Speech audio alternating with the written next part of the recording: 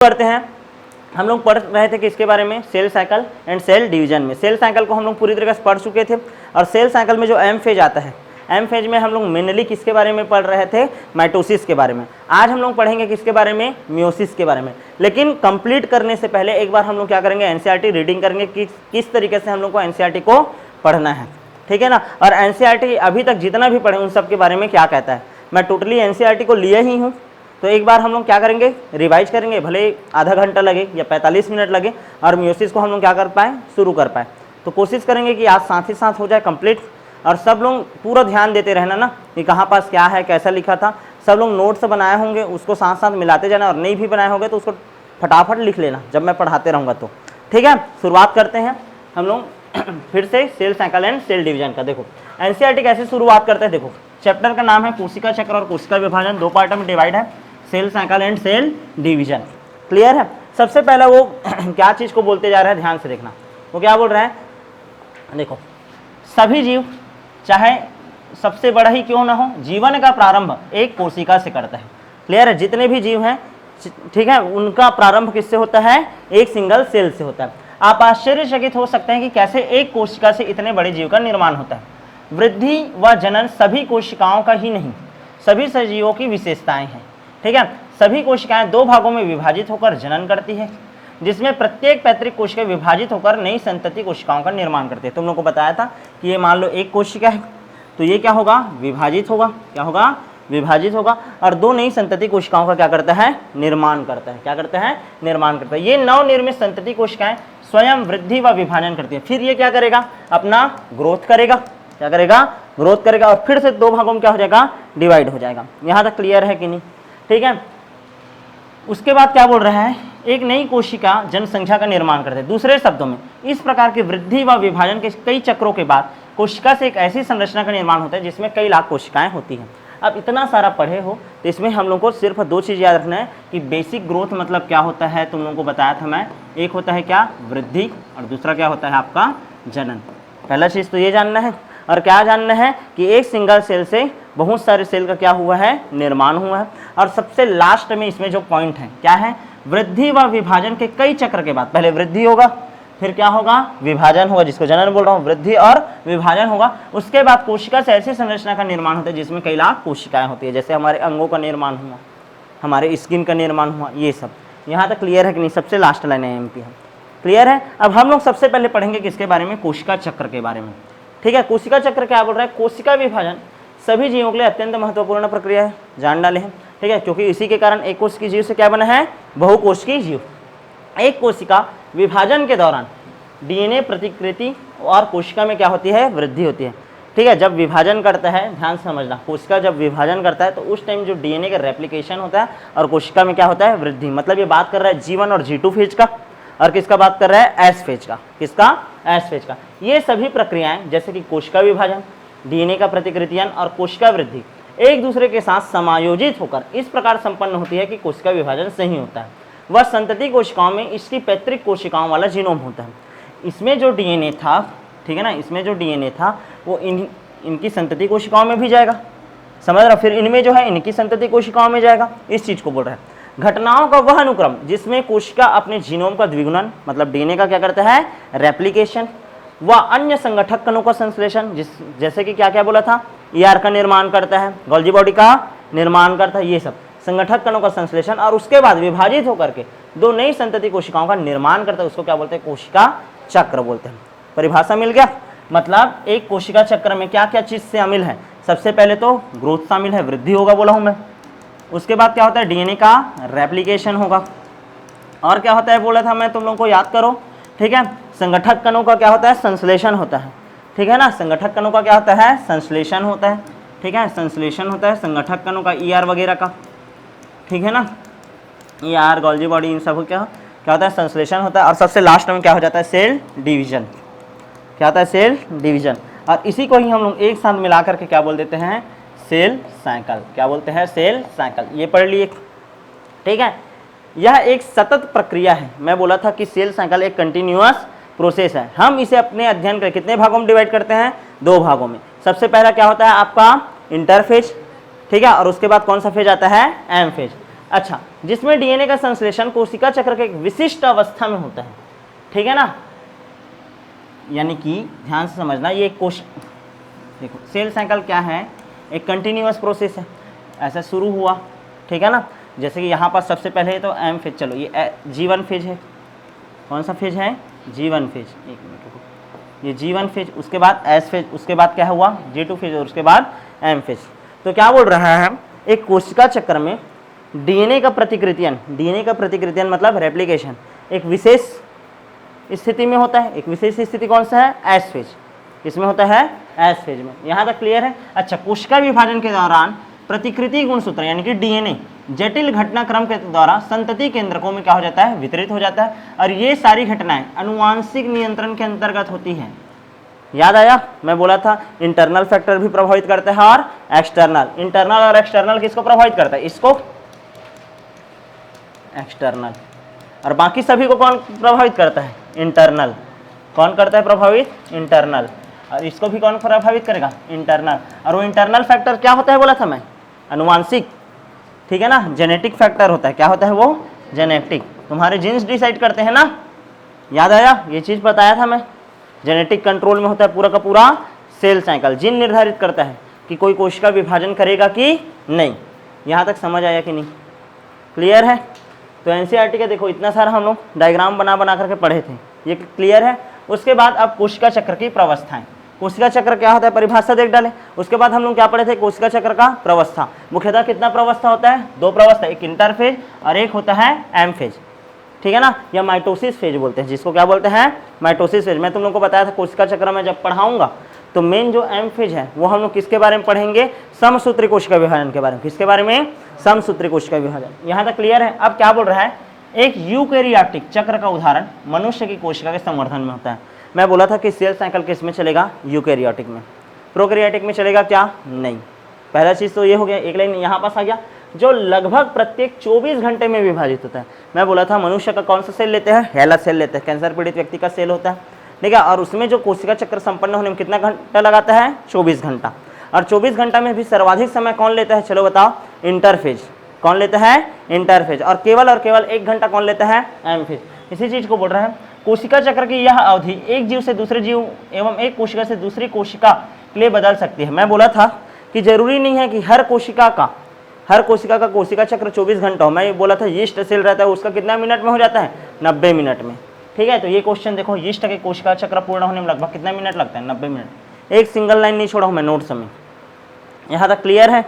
अच्छा, उसके बाद मैं क्या बोला था, कोशिका चक्र दो मूल अवस्था होता है, एक अंतरावस्था और एक एम प्रवस्था, ठीक है। अंतरावस्था और क्या होता है, एक एम प्रवस्था, पढ़े थे। अब देखो क्या बोल रहा है, एम अवस्था उस अवस्था को व्यक्त करता है जिसमें कोशिका विभाजन या समसूत्री विभाजन होता है। एम प्रवस्था में क्या होता है, समसूत्री विभाजन या कोशिका विभाजन, पढ़े थे। और अंतरावस्था दो क्रमिक एम प्रवस्था के बीच की अवस्था को व्यक्त करता है। अब ये लाइन समझने का है, इंटरफेज दो क्रमिक एम प्रवस्था के बीच की प्रवस्था को व्यक्त करता है। देखो असल में क्या होता है, ये एक एम फेज आया, यानी कि एक कोशिका था, वो पहले क्या किया है, वृद्धि किया, डीएनए का रेप्लिकेशन किया, डीएनए का क्या किया, रेप्लिकेशन किया, और क्या हो गया, विभाजित हो गया। यहाँ तक क्लियर है। अब यहाँ पास ध्यान से समझना, ये G1 फेज हुआ होगा, S फेज हुआ होगा और G2 फेज हुआ होगा। तब यहाँ पास जब विभाजन किया तो कौन सा फेज हुआ होगा, वो M फेज। इसके बाद ये फिर क्या करेगा, वृद्धि करेगा, क्या करेगा, फिर से वृद्धि किया, यानी कौन सा प्रवस्था, G1, S और G2। उसके बाद ये फिर से कितने भागों में डिवाइड हो जाएगा, 2 भागों में डिवाइड होगा। कौन सा फेज आ गया, एम फेज। क्या आ गया, एम फेज। तो ये क्या बोल रहा है, ये जो इंटरफेज है ये 2 एम प्रवस्था के मध्य का फेज है। समझ आया कि नहीं। देखो अंतरावस्था 2 क्रमिक एम प्रवस्था के बीच की प्रवस्था को व्यक्त करता है। 2 क्रमिक एम प्रवस्था के बीच की अवस्था को इंटरफेज क्या करता है, व्यक्त करता है। समझ आया ये लाइन, क्लियर है। एक लाइन है लेकिन देखो कितना बड़ा मीनिंग है उसका, यहाँ तक क्लियर है। अच्छा, उसके बाद देखो, यह ध्यान देने योग्य महत्व की बात है कि मनुष्य की कोशिका की औसतन अवधि 24 घंटे की कोशिका चक्र में कोशिका विभाजन में केवल 1 घंटे का समय लगता है। केवल और केवल कितना, 1 घंटा। मैं बताया था एम फेज मात्र कितना, 1 घंटा, यही बोला था। अच्छा, जिसमें कोशिका चक्र की कुल अवधि की 95% से अधिक की अवधि अंतरावस्था में व्यतीत होती है। अब ये क्वेश्चन बनेगा, ठीक है, कि G1 फेज, S फेज और G2 फेज, ये तीनों फेज मिलाकर के कितना % टाइम ले लेते हैं, 95% टाइम। और यानी कि ये क्या चलता है, धीरे धीरे चलता होगा।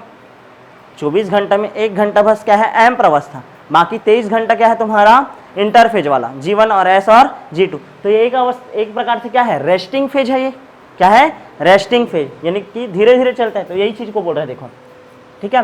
एम अवस्था का आरंभ केंद्रक के विभाजन कैरियोकाइनेसिस से शुरू होता है, जो कि संगत संतति गुणसूत्र के पृथक्करण के समतुल्य होता है। ध्यान से समझना क्या बोल रहा हूं मैं, ठीक है।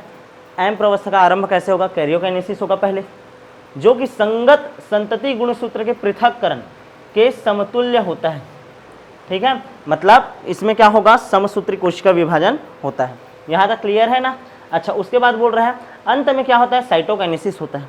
यानी सबसे पहले क्या होगा, कैरियोकाइनेसिस, उसके बाद क्या होगा, साइटोकाइनेसिस। अच्छा, अंतरावस्था को विश्राम प्रावस्था भी बोलते हैं, अब भी बताया था मैं। विश्राम प्रावस्था मतलब रेस्टिंग फेज, क्या बोलते हैं, रेस्टिंग फेज, ठीक है ना। यह वह अवस्था है जिसमें कोशिका विभाजन के लिए तैयार होता है। पहले वृद्धि करता है, कोशिकाओं का क्या करता है, अलग अलग संगठक कणों का संश्लेषण करता है। उसके बाद डीएनए का क्या करता है, रेप्लिकेशन करता है। क्या करता है, रेप्लिकेशन करता है। हिस्टोन प्रोटीन का भी डुप्लीकेशन करता है। और किसका निर्माण करता है, सेंट्रोसोम का निर्माण करता है, याद आया। और सबसे लास्ट में फिर ट्यूबुलिन प्रोटीन का निर्माण करता है। ये सब पढ़े थे ना अलग अलग फेज में, ठीक है। तो वो क्या कर रहे हैं, कुल मिलाकर के कोशिका विभाजन का तैयारी कर रहे हैं, ठीक है। कि जब मैं एक कोशिका को 2 भागों में क्या करूंगा, डिवाइड करूंगा, तो उसके जनक कोशिका में जो जो चीजें उपस्थित हैं वो संतति कोशिकाओं में भी बराबर मात्रा में क्या रहे, उपस्थित रहे।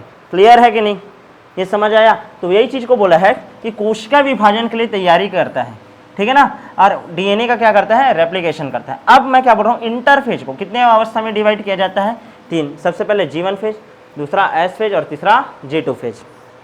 क्लियर है ना। Pre DNA synthesis phase, DNA synthesis phase और पोस्ट डीएनए सिंथेसिस फेज, ये पढ़े थे। अच्छा, अब देखो सबसे पहले G1 फेज में क्या होता है, ध्यान से समझते जाना ना, इसको एक एक लाइन कवर करते जा रहे हैं, ध्यान देना। यहाँ पास कौन सा फेज है, G1, फिर S, फिर G2 और कौन सा फेज आ गया, M फेज, ठीक है। क्या बोल रहा है, G1 फेज समसूत्री विभाजन और डीएनए रेप्लिकेशन के बीच के अंतराल को प्रदर्शित करता है। यहाँ डीएनए का रेप्लिकेशन होता है, यहाँ पास कोशिका का क्या होता है, विभाजन, तीन दोनों के बीच में है, उसको प्रदर्शित कर रहे हैं। G1 फेज समसूत्री विभाजन और डीएनए के रेप्लिकेशन के बीच की अवस्था को क्या करता है, प्रदर्शित करता है। पहला लाइन क्लियर है। उसके बाद क्या बोल रहा है, G1 अवस्था में कोशिका उपापचयी रूप से क्या होती है, सक्रिय होती है। उपापचयी रूप से यदि वो सक्रिय है तो किसका निर्माण कर रहा होगा, एंजाइम का, और किसका निर्माण कर रहा होगा, प्रोटीन का। एंजाइम और प्रोटीन का यदि निर्माण हो रहा है तो यहाँ पास क्या हो रहा है, ट्रांसक्रिप्शन भी हो रहा है और यहाँ पास क्या हो रहा है, ट्रांसलेशन भी हो रहा है। साथ ही साथ क्या हो रहा है, कोशिकांगों का, यानी जितने भी संगठक कण है, कि जितने भी क्या है संगठक कण है, उन सभी का क्या हो रहा होगा, संश्लेषण हो रहा है। क्या हो रहा है, संश्लेषण। यहाँ तक पिछला वाला है क्या, हाँ। तो यहाँ पास देखो, परंतु इसका ध्यान देना ना, उपापचयी रूप से सक्रिय होता है एवं लगातार वृद्धि करता है। यहाँ पास वृद्धि भी होता है, G1 फेज है तो क्या होगा, मैक्सिमम ग्रोथ भी होगा ना, क्या होता है, मैक्सिमम ग्रोथ। ध्यान से समझना, एक एक पॉइंट को कन्वर्ट करते जा रहे हैं ना। सबसे पहला पॉइंट क्या बोला हूँ, एम प्रावस्था और एस प्रावस्था के बीच का अवस्था है, ठीक है। समसूत्री कोशिका विभाजन और डीएनए रेप्लिकेशन के बीच की अवस्था है, ठीक है। यहाँ मैक्सिमम ग्रोथ होता है, ठीक है। यहाँ पास क्या होता है, उपापचयी रूप से सक्रिय है, मतलब एंजाइम और प्रोटीन का क्या हो रहा है, निर्माण हो रहा है। एंजाइम और प्रोटीन का निर्माण हो रहा है मतलब यहाँ पास क्या हो रहा है, ट्रांसक्रिप्शन और ट्रांसलेशन हो रहा है, यही पढ़े हैं। लेकिन इस अवस्था में डीएनए का रेप्लिकेशन नहीं होता, क्योंकि डीएनए का रेप्लिकेशन कहाँ होता है, एस फेज में। कहाँ होता है, एस फेज में। अच्छा, एस फेज, अब ये वाला कहानी खत्म कर दिया ना। इसमें और बहुत सारा पॉइंट लिखवाया था, वो एमसीक्यू के आधार पर था, ठीक ना। और क्या क्या लिखवाया था यहाँ पास याद करो तो, ठीक है। कोशिकांगों का क्या होता है, संश्लेषण होता है, ये लिखवाया था, याद आया, ठीक है। अलग अलग कोशिकाओं का क्या क्या होता है, निर्माण होता है। उसके अलावा और क्या लिखाया था मैं, यहाँ पास चेक पॉइंट होता है, क्या होता है, चेक पॉइंट होता है। उसके बाद मैं क्या बोला था कि G1 फेज के बाद इसके पास कितना चांस रहता है, 3 विकल्प होता है। कितना विकल्प होता है, 3। सबसे पहले तो वो आगे कौन से फेज में जाए, एस फेज में, या तो फिर क्या बोला था मैं, यहीं पास क्या हो जाए, परमानेंट हो जाए, या तो फिर कौन सा अवस्था में चला जाए, G0 फेज में। कहाँ चला जाए, G0 फेज में। क्लियर है कि नहीं, यहाँ तक समझ आ गया था। अब देखो नेक्स्ट है एस फेज। एस फेज में या संश्लेषण प्रवस्था, इस दौरान डीएनए का निर्माण होता है और उसका रेप्लिकेशन होता है। डीएनए का यहाँ पास क्या होगा, और निर्माण होगा और क्या होगा, रेप्लिकेशन। और डीएनए का मात्रा क्या हो जाता है, दुगुना। यदि डीएनए प्रारंभिक मात्रा में क्या है, 2C है, तो यहाँ पास आएगा तो क्या हो जाएगा, वो 4C। यहाँ पास भी क्या रहेगा, 4C, और आगे जाएगा तो क्या हो जाएगा, 2C और 2C। याद आया, ये सब पढ़े थे ना, क्लियर है? यानी कि अमाउंट ऑफ डीएनए क्या होता है? चेंज, लेकिन प्लॉइडी ऑफ क्रोमोसोम क्या रहता है? सेम। क्लियर है ना? सेम रहता है, अमाउंट ऑफ डीएनए बस चेंज होता है। तो यह बढ़कर 4 ही हो जाता है, यद्यपि गुणसूत्र की संख्या में कोई वृद्धि होता नहीं है। याद करो, मैं बताया था 46 गुणसूत्र है तो 46 ही बनेगा। क्लियर है? लेकिन अब क्या होगा, G1 फेज में जो था वो क्या था? सिंगल वाला था, सॉरी हाँ सिंगल वाला था, लेकिन जब G2 में रहेगा तो वो क्या रहेगा? क्रोमोसोम डबल वाला रहेगा। ऐसा पढ़े थे ना? याद आया कि नहीं? पूरा प्लॉइडी बताया था, तो इसी चीज़ को वो बताया है। ठीक है। अच्छा, प्राणी कोशिका में एस अवस्था के दौरान केंद्रक में डीएनए का जैसे ही रेप्लिकेशन होता है वैसे ही सेंट्रियोल कोशिका द्रव्य में रेप्लिकेट होने लगते हैं। मैं बताया था एस फेज में डीएनए का रेप्लिकेशन होगा ही होगा, उसके साथ साथ किसका डुप्लीकेशन होता है? सेंट्रियोल का। किसका? सेंट्रियोल का। ये भी पढ़े थे। और क्या चीज़ डबल होता है बोला था? Histone protein. किसका निर्माण होने लग जाता है? Histone protein. क्लियर है कि नहीं? सूत्रीय विभाजन हेतु G2 प्रवस्था के दौरान प्रोटीन, अब लास्ट फेज दिखा दिया G2 फेज, उसमें सीधा लिख दिया प्रोटीन का निर्माण होता है। मतलब इसमें भी क्या हो रहा है? ट्रांसक्रिप्शन और ट्रांसलेशन। और एक कोशिका का विभाजन होने के पूर्व का क्या है? अंतिम प्रवस्था है। क्लियर है? यहाँ तक समझ आया कि नहीं? अच्छा, उसके बाद G0 फेज के बारे में थोड़ा डिटेल दिया। पहले इसको NCERT एकदम डिब्बा बना कर दिया था। क्या बोल रहा है? प्रौढ़ प्राणियों में, यानी कि एडल्ट एनिमल में, ठीक है ना, थोड़े बड़े जानवरों में, ठीक है, कुछ कोशिकाएं विभाजित नहीं होती। कौन कौन सा कोशिका विभाजित नहीं होता? हार्ट सेल, और एक और बोला था कौन सा cell? Nerve cell. Heart cell और नर्व सेल। एक एक लाइन कवर कर रहे हैं ना, ध्यान देना। कुछ प्राणी में, कुछ प्राणी मतलब एडल्ट ना, ठीक है, प्रौढ़ प्राणी मतलब एडल्ट में, कोई भी अब छोटे प्राणी नहीं बोलेंगे, एडल्ट बोल रहा हूँ मैं, ठीक है ना।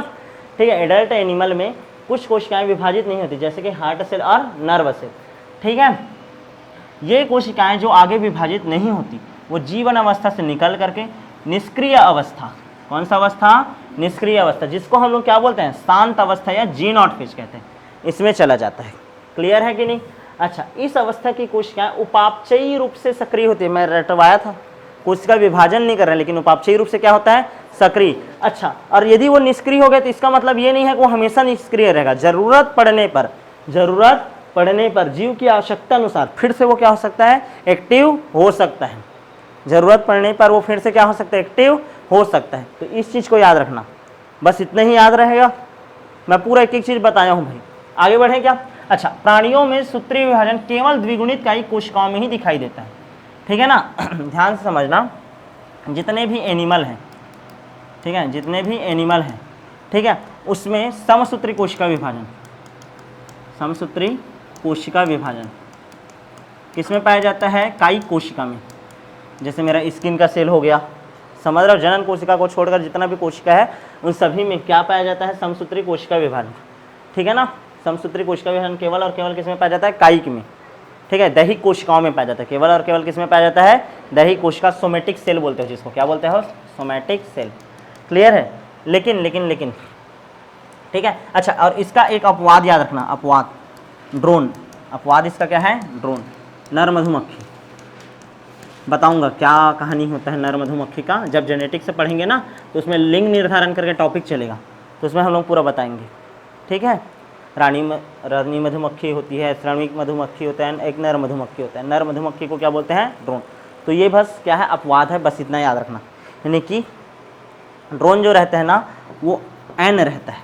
क्या रहता है? एन। और जितना भी एनिमल सेल है वो क्या रहता है? 2n। कायिक कोशिका जितना भी है वो क्या रहता है? द्विगुणित रहता है। जितना भी कायिक कोशिका है वो क्या रहता है? द्विगुणित। और इन सभी में केवल और केवल क्या पाया जाता है? समसूत्री कोशिका विभाजन। लेकिन अपवाद के रूप में क्या है? ड्रोन, जो कि एन होते हुए भी, ठीक है, एनिमल है और एन होते हुए भी कौन सा विभाजन शो करता है? समसूत्री कोशिका विभाजन। क्या शो करता है? समसूत्री कोशिका विभाजन। यहाँ तक क्लियर है? ठीक है, ये वाला समझ आ गया। इसमें कुछ अपवाद है जहाँ अग्नित कोशिकाएं समसूत्री विभाजन द्वारा विभाजित होते हैं। उदाहरण के लिए क्या दिया है? नर मधुमक्खी, जिसको हम लोग क्या बोलते हैं? ड्रोन। इतना लाइन को मैं कवर करवा दिया जी तुम लोग का। यहाँ तक क्लियर है?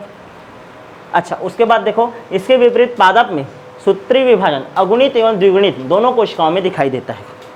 अगुणित एवं द्विगुणित दोनों कोशिकाओं में क्या दिखाई देता है?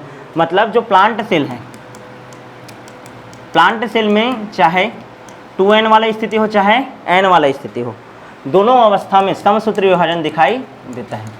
ये भी समसूत्री विभाजन कर सकता है और ये वाला कोशिका भी समसूत्री विभाजन कर सकता है। लेकिन एनिमल में केवल और केवल कौन समसूत्री विभाजन करता है? द्विगुणित कोशिका करता है। कौन करता है? द्विगुणित। क्लियर है? सिर्फ अपवाद के रूप में क्या याद रखना है? ड्रोन, नर मधुमक्खी। क्लियर है कि नहीं? अब इसका जो उदाहरण है पीढ़ी एकांतरण है, जो कि अब हमारे सिलेबस से क्या हो चुका है? कट चुका है। क्लियर है? लेकिन यहाँ पास दे दिया है, तो अब बताओ, पूरा पढ़ना पड़ेगा ना? ठीक है, तो एनसीईआरटी वाले इधर से तुमको फिर से घुमा सकते हैं, समझ रहे हो कि नहीं? इस कारण हमको छोड़ना ही नहीं है। जो चैप्टर पूरा कटा है ना उसको बस छोड़ना है, लेकिन जिस चैप्टर में ऐसा पार्ट कटा है ना तो पार्ट को भी कंप्लीट करना है, छोड़ना नहीं है। क्लियर है? क्योंकि एक दूसरे से क्या कर देते हैं? रिलेट। क्योंकि देखो इसका तो उदाहरण दे दिया नर मधुमक्खी, लेकिन इसका उदाहरण दिया क्या? वो नहीं। इसके उदाहरण के लिए कौन सा चैप्टर पढ़ना पड़ेगा? पादप जगत, उसमें दिया है पीढ़ी एकांतरण वाला टॉपिक। और एनसीईआरटी क्या किया? पीढ़ी एकांतरण वाला टॉपिक को काट दी है। समझ आ रहा है? तो उधर से तो नहीं आएगा, लेकिन इस चैप्टर से आ सकता है। वो समझ आ रहा है कि नहीं? इस कारण थोड़ा सा इसका उदाहरण याद रखना क्या है? जरूरी है, और वो याद भी हो जाएगा। कंप्लीट है ये। तो इस तरीके से आपने क्या क्या पढ़ लिया? G1 फेज क्या होता है, S फेज क्या होता है, और G2 पूरा डिटेल पढ़ चुके हैं ना। बस एनसीईआरटी का रीडिंग कर रहे हैं। समझ आ रहा है कैसे रीडिंग चल रहा है? अच्छा, उसके बाद देखो अब एम प्रवस्था। ठीक है, एम प्रवस्था कितने भागों में इसको डिवाइड किया जाता है? 2 भागों में। सबसे पहले क्या होता है? कैरियोकाइनेसिस। उसके बाद क्या होता है? साइटोकाइनेसिस। इसको बोला था सर्वाधिक नाटकीय अवस्था है ये, मोस्ट ड्रामेटिक फेज बोलते हैं इसको। क्यों? क्योंकि बहुत ज़्यादा इसमें क्या होता है? चेंज होता है। ड्रामा चलता है तो बहुत ज़्यादा क्या होता है? क्या बोलते हैं? ड्रेस चेंज करते रहता है, गेटअप चेंज करता है। ठीक है, बहुत नाटक कर रहा है। कोई इंसान को बोलते हैं ना बहुत नाटक कर रहा है, मतलब पल पल में अपना बात को क्या कर रहा है? वो बदल रहा है। ठीक है, तो ऐसा वाला कहानी है। तो मोस्ट ड्रामेटिक फेज बोलते हैं किसको? एम प्रवस्था को, जिसमें कोशिका के सभी घटकों का वृहद पुनर्गठन होता है, मतलब रीऑर्गेनाइजेशन होता है। क्या होता है? रीऑर्गेनाइजेशन। क्या होता है? गोल्जी बॉडी, एंडोप्लाज्मिक रेटिकुलम, केंद्रिका, ये सब फिर से गायब होते हैं, फिर से आते हैं। समझ आ रहा है कि नहीं? ऐसा वाला कहानी चलता है। ठीक है, पुनर्गठन होता है। जनक व संतति कोशिकाओं में गुणसूत्र की संख्या बराबर होती है।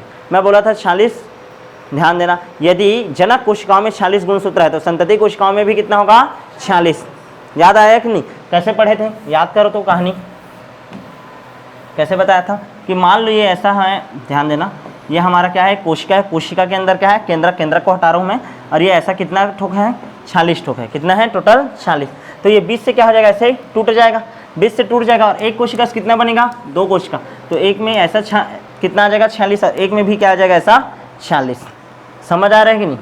ये कहानी पढ़े थे ना तुम लोग। अभी जोड़ा वाला नहीं पढ़े। जोड़ा वाला किस में पढ़ेंगे? जोड़ा वाला किस में पढ़ेंगे? अर्धसूत्री कोशिका विभाजन में। अभी तो 46 ठोक को एक साथ एक लाइन में जमाने वाला पढ़े थे ना, याद करो। ठीक है, अच्छा, तो यही चीज़ को बोल रहे हैं। इस कारण इसको क्या बोलते हैं? समविभाजन बोलते हैं। क्या बोलते हैं? समविभाजन। ठीक है, सुविधा के लिए सूत्री विभाजन को केंद्रक विभाजन की 4 अवस्था में विभाजित किया जाता है। सबसे पहला प्रोफेज, दूसरा मेटाफेज, तीसरा एनाफेज और चौथा टेलोफेज। कैरियोकाइनेसिस, यहाँ यह समझ लेना आवश्यक है कि कोशिका विभाजन एक प्रगतिशील प्रक्रिया है। मैं बोला था सेल साइकिल क्या है, सेल डिवीजन या सेल साइकिल क्या है? कंटिन्यूअस प्रोसेस है। यहाँ हम अपने अध्ययन के लिए इसको अलग अलग अवस्था में क्या किए हैं? डिवाइड किए हैं। मतलब जैसे ही प्रोफेज खत्म हुआ क्या होता है? मेटाफेज। प्रोफेज का जो लास्ट चरण है वो मेटाफेज का क्या रहेगा? पहला चरण रहेगा। यानी कि ये क्या है? कंटिन्यूअस प्रोसेस है। क्या है ये? कंटिन्यूअस प्रोसेस है। और इसकी विभिन्न अवस्थाओं के बीच में स्पष्ट रूप से विभाजन करना क्या है? मुश्किल है। ठीक है, कुछ पार्ट देखो, प्रोफेज का जो लास्ट पार्ट रहेगा वो मेटाफेज का क्या है? पहला पार्ट है। तो तुम उसकी अवस्थाओं का एकदम निर्धारण कर पा रहे हो क्या? नहीं। अरे यही वाला अवस्था तो इसमें भी है और यही वाला अवस्था इसमें भी तो है, ऐसा वाला कहानी आ जाता है ना। तो इसी चीज़ को वो लिख रहा है। यहाँ तक क्लियर है? 4 अवस्था होता है। अब सबसे पहले बात करते हैं किसका? प्रोफेज का। किसके बारे में बात करते हैं? प्रोफेज के बारे में। ठीक है, क्या बोल रहा है प्रोफेज? अंतरावस्था की देखो, G1 फेज, S फेज और G2 फेज, ऐसा था। अब इसमें सबसे पहला वाला फेज आ गया। ये कौन सा फेज है? प्रोफेज। इस प्रोफेज में क्या होता है? ध्यान से समझना। अंतरावस्था की S और G2 अवस्था के बाद, S अवस्था और G2 अवस्था के बाद, ठीक है, एम प्रवस्था का पहला फेज आता है जिसको हम लोग क्या बोलते हैं? प्रोफेज। क्या बोलते हैं? प्रोफेज। S और G2 अवस्था में डीएनए के नए सूत्र तो बन तो जाते हैं, लेकिन आपस में क्या रहते हैं? गुथे हुए रहते हैं। मतलब कौन से फॉर्म में रहता है वो? ऐसे एक था, वो कितना बन गया? डबल बन गया था।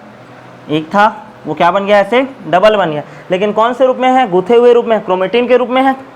तो अब ये क्या करता है? संघनन होना क्या करते हैं? प्रारंभ करते हैं। गुणसूत्री पदार्थ का संघनन होना पूर्वावस्था की पहचान रहता है।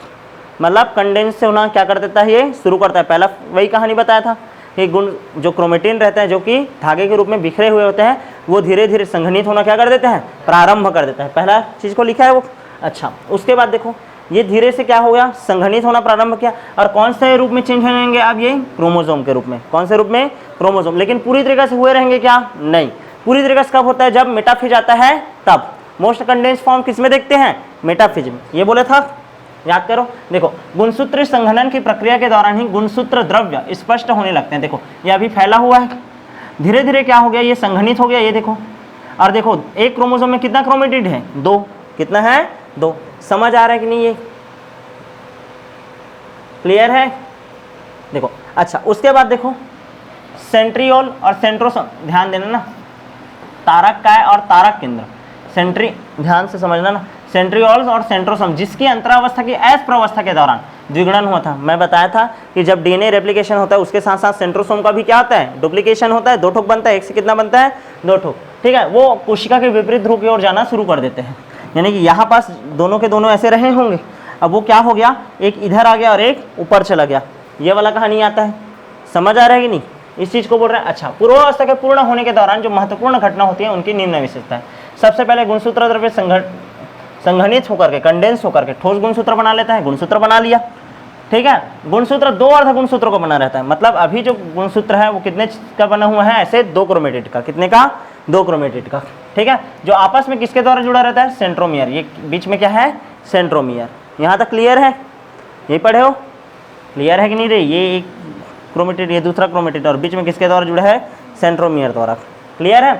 अंतरावस्था के समय जिस तारक काय का द्विगुणन हुआ था, यानी कौन से फेज में हुआ था, एस फेज में, सेंट्रियोल। ठीक है, वह कोशिका में विपरीत ध्रुवों की ओर जाने लगता है, एक इस साइड आ जाएगा और एक इस साइड आ जाता है। क्लियर है। प्रत्येक तारक का सूक्ष्म नलिकाओं को विकृत करता है। सूक्ष्म नलिका, माइक्रोट्यूब्यूल, या स्पिंडल फाइबर, जिसको हम लोग क्या बोलते हैं, ठीक है, तरकु तंतु, क्या बोलते हैं, तरकु तंतु, उसका निर्माण करे। और किसके द्वारा करता है, एस्टर द्वारा। किसके द्वारा करता है, एस्टर द्वारा। याद है, जेलीकरण बोला था। और इसको क्या बोलते हैं, एम्फीएस्ट्रल माइटोसिस। क्या बोलते हैं, एम्फीएस्ट्रल माइटोसिस। यहाँ पास दिया नहीं है लेकिन हम लोग पढ़ाए हैं तुम लोग को, एम्फीएस्ट्रल माइटोसिस होता है। क्या होता है, एम्फीएस्ट्रल माइटोसिस। क्लियर है ना, 2 तारक केंद्र है तो एम्फीएस्टर बोलेंगे, और माइटोसिस में रहता है एम्फीएस्ट्रल माइटोसिस। अच्छा, तारक क्या वाला कहानी प्लांट में है क्या, नहीं, इस कारण उसको क्या बोलते हैं, एन एस्ट्रल माइटोसिस। क्या बोलते हैं, एन एस्ट्रल माइटोसिस। यहाँ पास वो पॉइंट है। ये तंतु व तारक मिल करके समसूत्री कोशिका विभाजन यंत्र बनाते हैं, स्पिंडल फाइबर बनाते हैं। पूर्वावस्था के अंत में यदि कोशिका को सूक्ष्मदर्शी से देखें तो इसमें गोल्जी बॉडी, एंडोप्लाज्मिक रेटिकुलम, केंद्रिका और केंद्रक आवरण, केंद्रक के चारों जो केंद्रक झिल्ली है वो दिखाई नहीं देता है। लास्ट फेज में क्या होगा, ये सभी चीज़ें, 4 चीज़ कौन कौन सा बोला हूँ, एंडोप्लाज्मिक रेटिकुलम, गोल्जी बॉडी, केंद्रिका और क्या है, एक केंद्रक झिल्ली। ठीक है, वो चारों के चारों क्या हो जाते हैं, गायब हो जाते हैं। यहाँ तक क्लियर है। प्रोफेज के बारे में पूरा पढ़ लिए थे, एक भी पॉइंट छूटा था क्या हम लोग, क्या नहीं। ठीक है, नेक्स्ट देखते हैं मध्यावस्था। कौन सा अवस्था पढ़ेंगे आप, मध्यावस्था। आप क्या बोल रहे हैं, जैसे ही केंद्रक आवरण पूरी तरह से अलग होता है, यहाँ पास केंद्रक आवरण गायब हो गया बोल रहे हैं, और उसी के साथ ये कहानी फिर से शुरू कर रहे हैं। जैसे ही पूरी तरह से केंद्रक आवरण क्या हो जाता है, विघटित हो जाता है, गायब हो जाता है, तब समसूत्री कोशिका विभाजन का द्वितीय अवस्था प्रारंभ होता है, जिसको हम लोग क्या बोलते हैं, मेटाफेज। क्या बोलते हैं, मेटाफेज। इसमें गुणसूत्र कोशिका के कोशिका द्रव्य में फैल जाता है। चूंकि पूरी तरीके से ये तो हट गया, तो बाहर में क्या है, कोशिका द्रव्य है, कोशिका द्रव्य में गुणसूत्र क्या हो गया है, अब फैल चुका है। क्लियर है कि नहीं। ठीक है, इस अवस्था तक गुणसूत्रों का संघनन पूर्ण हो जाता है। देखो संघनन पूरा कब हुआ, मेटाफेज में। कब हुआ, मेटाफेज में। तुम लोग को क्वेश्चन बोला था कि सबसे ज्यादा संघनित रूप कब दिखता है, मेटाफेज में। अच्छा, और सूक्ष्मदर्शी पर देखने पर यह स्पष्ट रूप से दिखाई देने लगता है। इसी अवस्था में गुणसूत्र की आकृति का अध्ययन बहुत ही सरल तरीके से किया जाता है। ठीक है ना। कौन सा अवस्था, मध्यावस्था। मध्यावस्था गुणसूत्र 2 संतति अर्ध गुणसूत्रों से बना होता है, जो आपस में गुणसूत्र बिंदु बोले तो क्या, सेंट्रोमियर से क्या होते हैं, जुड़े होते हैं। मध्यावस्था में ये जो तुम्हारा क्या है, गुणसूत्र है, 2 क्रोमेटिड से बना हुआ है, और आपस में किसके द्वारा जुड़ा रहता है, सेंट्रोमियर द्वारा जुड़ा रहता है। गुणसूत्र बिंदु के सतह पर एक छोटा डिस्क शेप का संरचना मिलता है, जिसको हम लोग क्या बोलते हैं, काइनेटोकोर। क्या बोलते हैं, काइनेटोकोर। यहाँ पास एक स्ट्रक्चर रहेगा जिसको क्या बोलोगे, काइनेटोकोर। यहाँ तक क्लियर है। सूक्ष्म नलिकाओं से बने हुए तरकु तंतु से जुड़ने का ये स्थान, ये संरचना काइनेटोकोर है, जो दूसरी ओर कोशिका के केंद्र में स्थित गुणसूत्र से जुड़े होते हैं। ठीक है ना, ध्यान से समझना। ये जो है, ठीक है ना, काइनेटोकोर। इसी काइनेटोकोर में आकर के कौन जुड़ता है, ऐसे स्पिंडल फाइबर। और वो स्पिंडल फाइबर कहाँ से आता है, तुम्हारा सेंट्रोसोम से। क्लियर है, इसी चीज को बोल रहे हैं। दूसरी ओर कोशिका के केंद्र में स्थित दूसरी ओर कोशिका के केंद्र में स्थित गुणसूत्र से जुड़े होते हैं काइनेटोकोर। ठीक है। अच्छा, मध्यावस्था में सभी गुणसूत्र मध्य रेखा पर आकर के क्या हो जाते हैं, स्थित हो जाते हैं। ये सभी के सभी को क्या कर रहा है, खींच रहा है और खींच करके एक लाइन में ला देगा, एक सीधा लाइन में ला दिया। और इसको क्या बोलते हैं, मेटाफेज प्लेट। पढ़े थे, क्या बोलते हैं, मेटाफेज प्लेट। प्रत्येक गुणसूत्र का एक अर्ध गुणसूत्र एक ध्रुव से तरकु तंतु द्वारा अपने काइनेटोकोर के द्वारा जुड़ जाता है। ठीक है, ये गुणसूत्र का एक क्रोमेटिड है, ये यहाँ से तरकु तंतु आया तो काइनेटोकोर द्वारा यहाँ पास क्या हो गया, जुड़ गया। वैसे ही नीचे वाला है तो इधर से क्या आया, तरकु तंतु आया तो यहाँ पास का काइनेटोकोर इस क्रोमेटिड से जुड़ गया, इस चीज़ को बोल रहा है। ठीक है, वहीं इसकी संतति अर्ध गुणसूत्र तरकु तंतु द्वारा अपने काइनेटोकोर से विपरीत ध्रुव से जुड़ा होता है। ठीक है, एक अर्ध गुणसूत्र इधर जुड़ा और एक अर्ध गुणसूत्र नीचे जुड़ा, इस चीज़ को बोल रहे हैं। मध्यावस्था में जिस तल पर गुणसूत्र पंक्तिबद्ध हो जाता है उसको मध्यावस्था पट्टिका बोलते हैं, मेटाफेज प्लेट बोलते हैं। क्या बोलते हैं, मेटाफेज प्लेट बोलते हैं। इस अवस्था की मुख्य विशेषताएं निम्न है। सबसे पहले तरकु तंतु गुणसूत्र काइनेटोकोर से जुड़ जाता है, सही बात है। स्पिंडल फाइबर आएगा और किससे जुड़ गया, काइनेटोकोर से। किससे जुड़ गया, काइनेटोकोर से। अच्छा, गुणसूत्र मध्य रेखा की ओर जाकर के मध्यावस्था पट्टिका यानी कि मेटाफेज प्लेट पर पंक्तिबद्ध होकर ध्रुवों से तरकु तंतु द्वारा जुड़ जाता है। ध्रुव से आने वाला जितना भी रहेगा उससे क्या हो जाता है, मेटाफेज प्लेट का निर्माण कर देता है। पूरा क्लियर है ये लाइन, पूरा पेज समझ आया कि नहीं। नेक्स्ट देखो, पश्चावस्था। कौन सा अवस्था आ गया, पश्चावस्था। क्या बोल रहा है, पश्चावस्था के प्रारंभ में मध्यावस्था पट्टिका पर आए प्रत्येक गुणसूत्र एक साथ अलग होने लगते हैं। ध्यान देना, यहाँ पास क्या था, कहानी में ये था, कहानी ये, और एक है, ध्यान देना, और एक है ऐसे, ऐसा था, फिर ये एक ऐसा है और एक ऐसा है, इस तरीक़े से है। अब यहाँ पास क्या था हमारा, एक तरकु तंतु, सॉरी एक सेंट्रोसोम और एक दूसरा। अब यहाँ पास क्या हुआ था, इधर से आया था ऐसे, ऐसे खींचने के लिए जी स्पिंडल फाइबर, और किससे आकर जुड़ा था, सेंट्रोमियर में जुड़ा हुआ काइनेटोकोर से। अब ये क्या करने लगेगा, इसको खींचने लगेगा। जब इसको खींचेगा, जब इसको क्या करेगा, खींचेगा, तो क्या कहानी होगा, ये हमारा कोशिका है, कोशिका है। यहाँ पर ध्यान देना, ये वाला जो रहेगा वो ऐसे हो जाएगा, समझ आ रहा है कि नहीं। और एक है क्या, वो इस तरीके से होगा, ठीक। और क्या है, ये वाला है, और एक ये ऐसा रहेगा, ठीक है। उसके बाद देखो, तो ये ऐसे खींच रहे हैं ना, समझ आ रहा है कि नहीं। ऐसे देखो, इधर से ये वाइट वाला तरकु तंतु स्पिंडल फाइबर, ये ऊपर में एक क्रोमेटिड है, उसको खींचा। जब खींचेगा बीच से तो ये वाला जो भाग है, सेंट्रोमियर वाला जो भाग था, वो किधर जाएगा, इधर ध्रुवों की ओर। और दोनों भुजा किधर रहेगा, केंद्र की ओर रहेगा। कहाँ रहेगा, केंद्र की ओर। देखो उल्टा भी शेप बन रहा है। वैसे ही कौन सा शेप बनता है बोला था, एल शेप। और कौन सा शेप बनता है, जे शेप। और कौन सा शेप बनता है, आई शेप। याद आया, मेटासेंट्रिक, सब मेटासेंट्रिक, एक्रोसेंट्रिक और टिलोसेंट्रिक, कितना, 4, ठीक है। और ये क्या है, शेप का अध्ययन कर रहे हो इस अवस्था में। उस अवस्था में क्या किए थे, साइज का, मॉर्फोलॉजी का और नंबर का, 3 चीज का अध्ययन करते हैं। क्लियर है, तो वही बोल रहा है, बाद में बनने वाले नए संतति केंद्रक का गुणसूत्र बनेंगे, वे विपरीत ध्रुवों की ओर जाने लगते हैं। प्रत्येक गुणसूत्र, ठीक है, मध्य पट्टिका से काफी दूर जाने लगता है।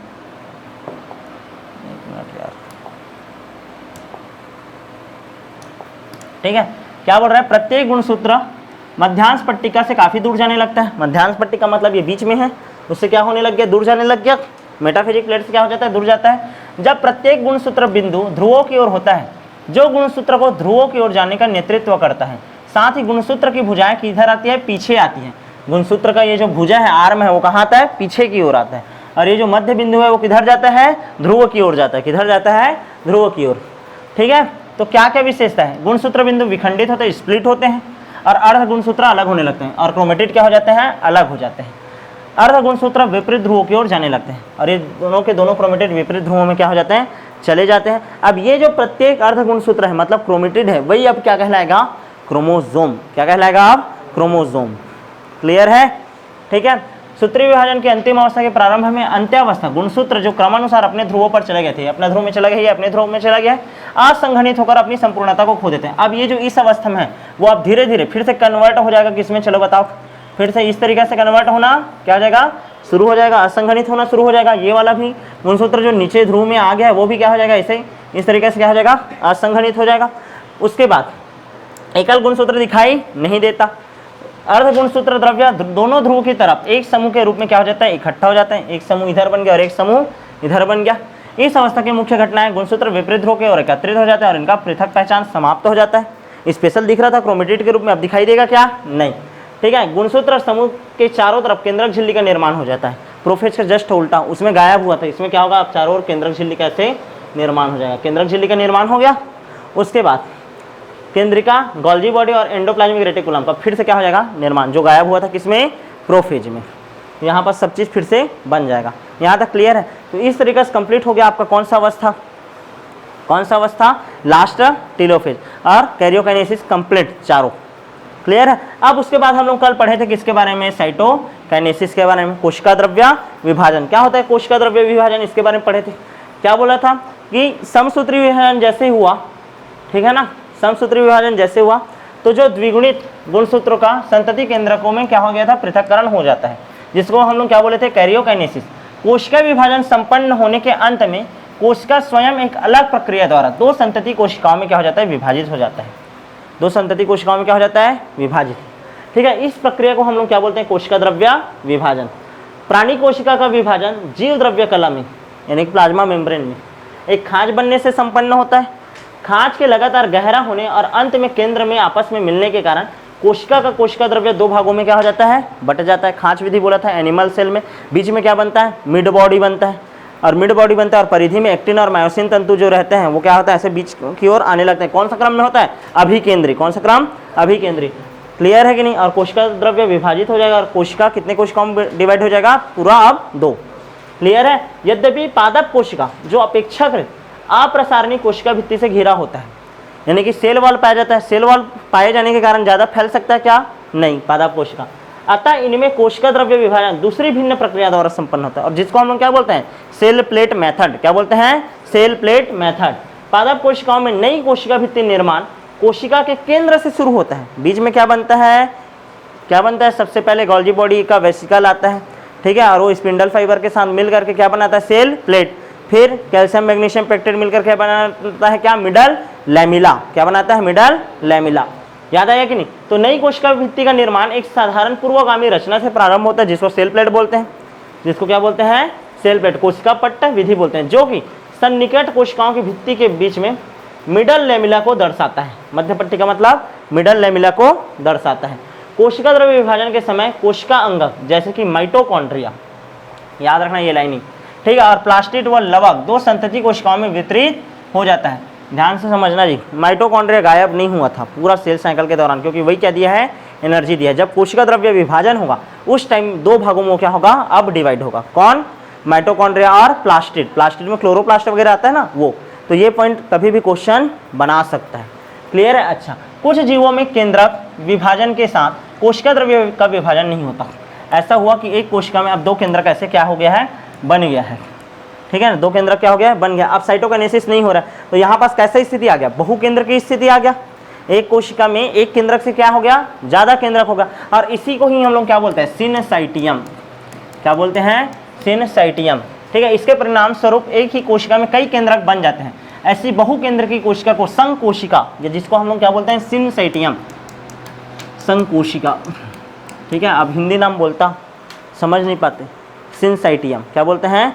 सिनसाइटियम बोलते हैं। क्लियर है? और क्या बोला था? नारियल का भ्रूणपोष, जो पानी रहता है उसका, वो नारियल का तरल भ्रूणपोष। ठीक है, ठोस भ्रूणपोष जो व्हाइट इडिबल पार्ट रहता है उसको बोलते हैं, वो ठोस भ्रूणपोष है, और ये जो पानी रहता है वो क्या है? तरल भ्रूणपोष। यहाँ तक क्लियर हुआ कि नहीं? समझ आया? अच्छा, उसके बाद देखते हैं आप समसूत्री कोशिका विभाजन का क्या क्या महत्व है। कल इसके बारे में भी पढ़े थे। देखो, समसूत्री कोशिका विभाजन, ठीक है, केवल द्विगुणित कोशिकाओं में होता है, लेकिन एक अपवाद किस में बताया हूँ मैं? ड्रोन में। किस में बताया हूँ? ड्रोन में। और पादप में अगुणित में भी होता है और द्विगुणित में भी होता है, ये याद रखना। उसके बाद बोल रहा है यद्यपि कुछ निम्न श्रेणी के पादप एवं सामाजिक कीट में अगुणित कोशिका में भी समसूत्री विभाजन होता है। ये चीज बोला हूँ मैं, जो उस पेज में हम लोग पढ़े थे, याद करो, ये वाला पेज में पढ़े थे अभी कुछ देर पहले। कहाँ है जी वो? थोड़ा सा लाइन देखो कहाँ पास है। ये वाला में है क्या? इसी वाला में होना चाहिए। हाँ, ये वाला में पढ़े थे। देखो, समसूत्री कोशिका विभाजन केवल द्विगुणित कायिक कोशिका में होता है, लेकिन अपवाद क्या था? ड्रोन। और पादप में किस में होता है बोला था मैं? तुम्हारा 2n में भी हो सकता है और n में भी। तो उसी चीज़ को फिर से डबल किया है वो। कहाँ पास? जब उसका महत्व बताया है तब। समझ आ रहा है कि नहीं? ठीक है, सूत्री विभाजन एक प्राणी के जीवन में क्या महत्व है, इसको समझना बहुत ही ज़्यादा क्या है, आवश्यक है। ठीक है, क्या आप ऐसे उदाहरण जानते हैं जहां आपने अगुणित व द्विगुणित कीटों के बारे में पढ़ा है? अगणित और द्विगुणित कीटों के बारे में हम पढ़ेंगे, किसके बारे में, मधुमक्खी के बारे में। ठीक है, नर मधुमक्खी जो रहता है वो n रहता है और रानी जो मधुमक्खी रहती है, ठीक है, वो क्या रहती है 2n। तुम लोग ऐसा ऐसा कहानी पढ़ोगे कि हाँ नर मधुमक्खी कभी बाप नहीं होता, उसका कभी बेटा नहीं होता, उसका पोता होता है, ऐसा वाला क्वेश्चन आता है। ठीक है, तो वो यहाँ पास से रिलेट करता है, उसको हम लोग पढ़ेंगे जेनेटिक्स में, जब सेक्स डिटर्मिनेशन पढ़ेंगे ना कि कैसे कैसे नर और मादा का विकास हुआ होगा। ठीक है, तो उसमें पढ़ेंगे, तो ये वाला पार्ट इसका नेम पे है पढ़ाना। ठीक है, इन फ्यूचर पढ़ेंगे।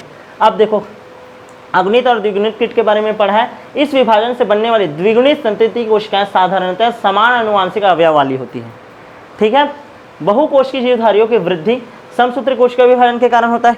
अच्छा, तुम लोग को एक कहानी बोला था कि ये जायगोट है, ठीक है ना, इसमें क्या होता है G1 फेज और कौन सा फेज, G2 फेज, वो क्या हो जाता है स्किप, मतलब वो वाला फेज होता नहीं है, केवल कौन सा फेज होगा, एस फेज, मतलब कोशिका का वृद्धि होगा क्या, नहीं।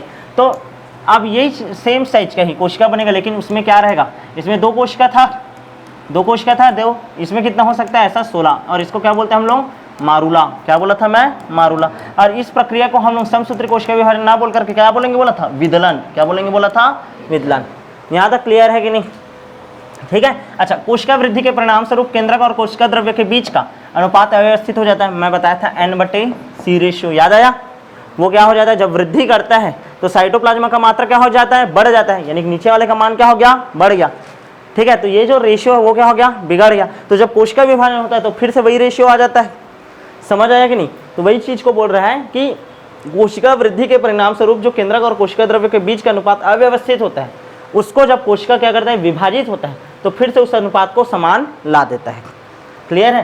अरे एक कोशिका है, इसमें इसका मात्रा कुछ निश्चित है और इसका मात्रा कुछ निश्चित है। ठीक है, इसका मात्रा और इसका मात्रा निश्चित है। जब कोशिका विभाजन होने वाला तो G1 फेज आता है, G1 G2 फेज आता है सब, तो इसका मात्रा क्या हो जाता है, कोशिका द्रव्य का मात्रा क्या हो जाता है, बढ़ जाता है, क्योंकि कोशिका क्या करता है, वृद्धि।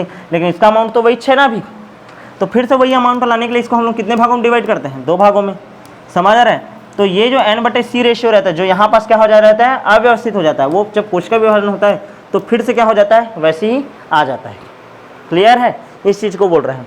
ठीक है, समसूत्री विभाजन का एक महत्वपूर्ण योगदान यह है कि यह कोशिकाओं का क्या करता है, मरम्मत करता है। क्या करता है, मरम्मत। एपिडर्मिस की ऊपरी सतह की कोशिका, हमारा जो स्किन सेल है उसमें जो सबसे बाहर का लेयर है जिसको क्या बोल रहे हैं, एपिडर्मिस, खरोच वगैरह आ जाता है, तो समसूत्री कोशिका विभाजन द्वारा बढ़ता है। अच्छा, उसके बाद आहार नाल की भीतरी सतह की कोशिका, ये जो हमारा इनर गट है, ठीक है, ये मान लो क्या हो जाता है, छिल विल जाता है, या इसमें कुछ भी क्या आ जाता है तुम्हारा, क्या बोलना चाहिए, इसका जो रिपेयरिंग चलता है, मरम्मत चलता है, तो वो भी किसके द्वारा चलता है, समसूत्री कोशिका विभाजन। 2 जगह बता दिया उदाहरण दे करके, एक एपिडर्मिस और दूसरा आहार नाल का कोशिका। और उसके बाद क्या बोल रहा है, रक्त कोशिकाएं, क्या, रक्त कोशिकाएं, ब्लड सेल, वो भी निरंतर समसूत्री कोशिका विभाजन द्वारा क्या होते रहते हैं, प्रतिस्थापित होते रहता है। तो कितना उदाहरण दिया NCERT, 3। कितना, 3। समझ आया कि नहीं? ये हो गया तुम्हारा समसूत्री कोशिका विभाजन का महत्व। अब जो नेक्स्ट क्लास रहेगा उसमें हम लोग पढ़ेंगे किसके बारे में, अर्धसूत्री कोशिका विभाजन के बारे में। ठीक है, चलो भाई, ABCD हो रही। अभी अब गलती पकड़ा ही तुम्हारे मन के, ठीक है, DPP फॉर्म करने वाला मोरो गलती पकड़ा ही। ठीक है, एक आध दूठन गलत हुई क्वेश्चन तक, ठीक है, गलत हुई तो दार भाग। ठीक है, चलो शुरू करन। हाँ, वहाँ का दिखा मेरे,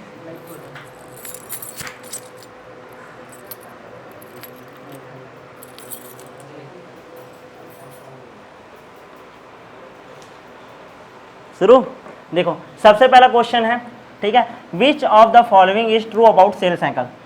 ठीक है, सेल साइकिल के बारे में क्या कथन सही है, कोऑर्डिनेट इवेंट है, हाँ सही है। Growth and reproduction occur under genetic control, all of the above, ये आएगा। ठीक है ना, ग्रोथ एंड रिप्रोडक्शन, जनन और वृद्धि, एक कोशिका है, एक कोशिका से 2 कोशिका बन रहे हैं, मतलब उसका एक प्रकार से क्या हो रहा है, जनन हो रहा है। जेनेटिक कंट्रोल में होता है, ये भी पढ़े थे, तो ये डी आएगा। पहला का ऑप्शन क्या आएगा, डी, जितने लोगों का बना था सही है। दूसरा देखो, दूसरा क्वेश्चन है, during DNA replication most desirable form is. ठीक है, कि जब DNA रेप्लिकेशन चलता है तो सबसे ज़्यादा वांछित स्वरूप क्या है। ठीक है, DNA से मेरे को DNA बनाना है, ठीक है ना, DNA से क्या बनाना है, DNA बनाना है, तो क्या होगा, क्रोमेटिन अवस्था में रहेगा, क्रोमोसोम की हेट्रोक्रोमेटिन, कौन सा अवस्था में रहेगा, DNA अवस्था में ना। सबसे असंघनित रूप। यहाँ तक क्लियर है? अच्छा, उसके बाद देखो इन 5 होमोलोगस पेयर, ठीक है, 5 समजात गुणसूत्रों का जोड़ा है। After DNA replication number of chromatid is, जब डीएनए रेप्लिकेशन हो जाएगा तो क्रोमेटिड की संख्या कितना होगा। अब ध्यान से समझना, 5 होमोलोगस पेयर, देखो G1 फेज, S फेज और G2 फेज, ठीक है। 5 होमोलोगस पेयर है मतलब 5 जोड़ी है। क्या है वो? 5 जोड़ी। 5 जोड़ी है मतलब 1 2 3 4 5 और 6। ध्यान देना ना, ऐसा कितना बनेगा टोटल? 10। कितना है ये? 10। यानी कि टोटल कितना क्रोमोसोम है? 10 क्रोमोसोम। 10 क्रोमोसोम है, 10 क्रोमोसोम है। और ये 10 क्रोमोसोम ही क्या है? 10 क्रोमेटिड है। क्या है? 10 क्रोमेटिड। जब कौन सा फेज आएगा? एस फेज के बाद बोला है वो, after DNA replication. DNA replication कौन से फेज में होता है? S phase. तो उसके बाद बोला है ना, मतलब कौन सा फेज बोल रहा है वो? G2 phase. तो G2 फेज में किसका नंबर बताना है तुमको? क्रोमेटिड का। तो यहाँ पास 10 क्रोमोसोम है, यहाँ पास आएगा तो ये कितना वाला? ऐसा डबल वाला हो जाएगा। अब क्या हो जाएगा? ये डबल वाला। तो 10 दूनी क्या हो जाएगा? ये 20। क्रोमोसोम 10 ही है लेकिन क्रोमेटिड क्या हो जाएगा? अब 20। तो ऑप्शन आंसर क्या आ जाएगा? 20 किसका बना है ये? ठीक है, सही गए है। जिन लोगों को समझ नहीं आया वो ध्यान देते रहना। नेक्स्ट देखे, ठीक है। उसके बाद देखो क्वेश्चन, ठीक है। इन 5 homologous pair before DNA replication number of chromatid is, 5 दूनी 10, 5 जोड़ी है ना ये। देखो तो ये शुरुआत में क्या बोला था? डीएनए रेप्लिकेशन के पहले कितना है? डीएनए रेप्लिकेशन के पहले कितना है? ये 10 है। कितना रहता है? 10। तो आंसर इसका क्या आ जाएगा? 10। ऑप्शन नंबर सी किसका बना है ये? ठीक है। तुम लोग ना लाइन से क्वेश्चन के लिए ना क्या करना है? कॉपी लेना और उसमें ऐसे 1 2 3 4 5 30 तक करना, और किसका ऑप्शन ए है, किसका बी, ये सब करना। मैं तुम लोग को फोटो कॉपी इसी कारण बोल रहा था, उसमें टिक करते बनता है और लिखते बनता है, ठीक है। इज नॉट डिवाइडिंग, हाँ अब ये आंसर सही आएगा। कौन सा वाला? सी वाला। क्योंकि क्रोमेटिन, जब ध्यान से समझना, जब ये हटता है तो ये क्रोमेटिन अवस्था में रहता है क्या? नहीं, ये किस में चेंज हो जा रहता है? क्रोमोसोम अवस्था में। कौन से वाले अवस्था में? क्रोमोसोम वाले में। क्लियर है? तो ऑप्शन कौन सा आएगा तुम्हारा? सी। जब कोशिका विभाजन नहीं होते रहता तब क्रोमेटिन दिखाई देता है किसके अंदर? केंद्रक के अंदर। क्लियर है कि नहीं? अच्छा, chromosome with 1 chromatid have duplicate DNA, गलत। नॉट हैव डुप्लीकेट डीएनए, सही। हैव 4 आर्म, नहीं। जब क्रोमेटिड अवस्था में रहता है, एक क्रोमेटिड है तो उसमें कितना आर्म रहता है? 2 आर्म। यानी कि ये कौन सा अवस्था का है? जीवन अवस्था। क्या इसका डुप्लीकेशन हुआ रहता है क्या? नहीं। तो ये वाला ऑप्शन गलत हो गया ना, ये वाला ऑप्शन भी क्या हो गया? गलत। हैव 2 सेंट्रोमियर, 2 सेंट्रोमियर कैसे रहेगा? एक ही है ना। तो ऑप्शन नंबर कौन सा आ जाएगा तुम्हारा? B, not have duplicate DNA. Clear है? 5वां, 6वां है ना ये। नेक्स्ट देखे कौन सा? 7वां। कहाँ है भाई? ठीक,